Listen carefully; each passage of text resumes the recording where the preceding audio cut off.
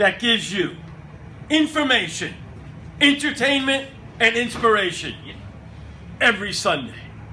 And without further ado, he wrote, produced, and is starring in the Commedia Cinderella. Let's have a halftime Howie welcome for Sam LaFrage. And I'm going to turn it over to our entertainment reporter, Rocco Pasafumi. So let's have Sam and Rocco, and let's roll. First, let's welcome Sam. Sam, welcome to our show. Hi. And now we're going to turn it over to our entertainment ace, Rocco Pasafumi. Thank you very much, Howie. Thank you for your time, and talk to us a little bit about what made you come to New York City to do theater. Well, I'm from South Carolina, a small horse town, Camden, South Carolina, and I came to New York to come to school here.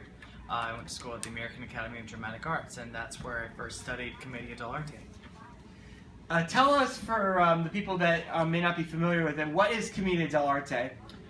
It's a type of street theater that started in the streets of Italy a long, long time ago. It incorporates all the aspects of theater I love: direct audience involvement, stock, big, funny characters, improvisation. Fantastic. The one that you are deciding to do is Cinderella, which is very, very beloved and time-honored. What made you decide to do this particular story? Well, it's my favorite fairy tale. It has a bunch of really fun, rich, exciting characters, and I love the stepmom and the stepsisters, and it gives me a chance to play those kind of characters, and for my friends to play those kind of characters, and I identify a lot with Cinderella. Cinderella's my favorite fairy tale. It has a bunch of really full, rich, funny characters to play. Right. That's why I chose it. Yeah.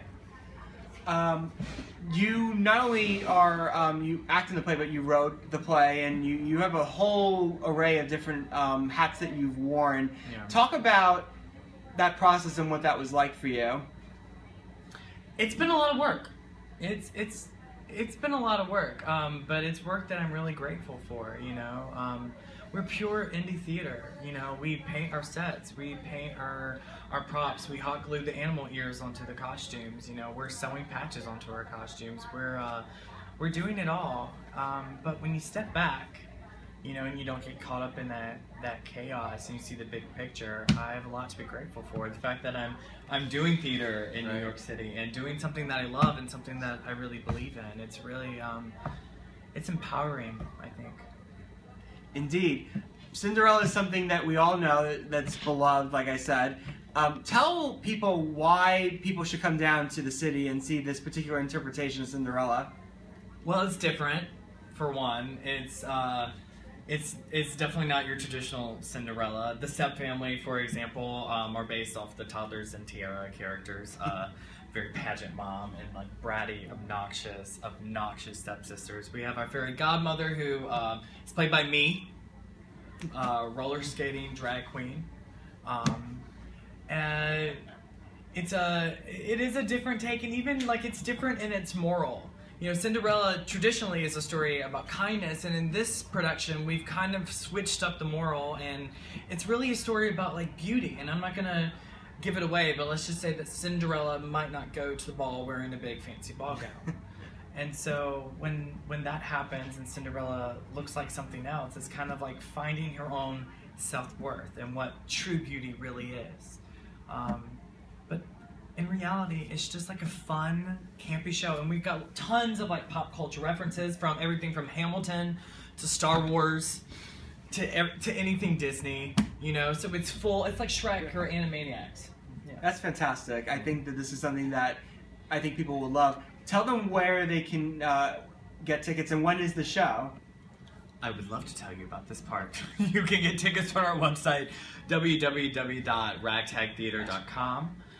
The show is at the Soho Playhouse every Saturday at 11 a.m. And we open this Saturday at April 16th at 11 a.m. at Soho Playhouse. one more thing to wrap this up. You touched on the fact that there's aspects of drag in this, Yeah. and so this particular style of play would definitely be something to that would particularly appeal to the LGBTQ community.